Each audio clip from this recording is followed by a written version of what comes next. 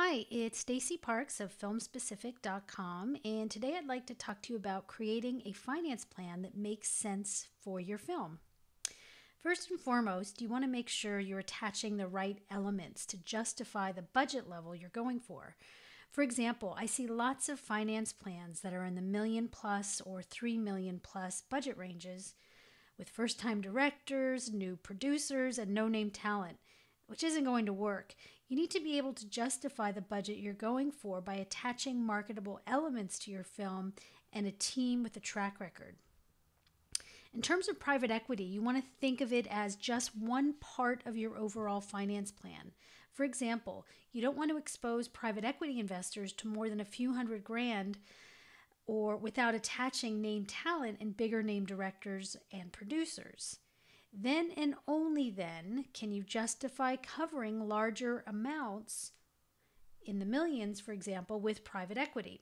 This is one of the biggest mistakes I see out there, by the way. Filmmakers relying way too much on private equity for their entire budget when they should just be using it for a portion of their budget and filling it in with other pieces of the pie with other forms of financing.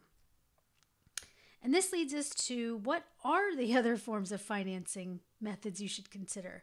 Well, there's international co-productions, tax incentives, pre-sales, and even crowdfunding.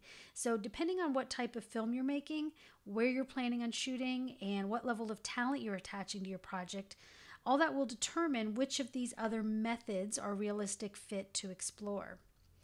And for higher budget ranges, anything over, let's say, a couple million, you want to take a structured finance approach, which means utilizing things like gap financing and bank loans to cash flow pre-sales and tax credits.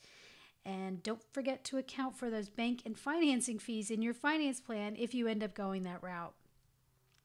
So that wraps up this little training video on creating a financing plan that makes sense for your film.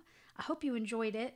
For more in-depth training on this topic, check out all the additional resources we have at filmspecific.com. Thanks, and see you next time.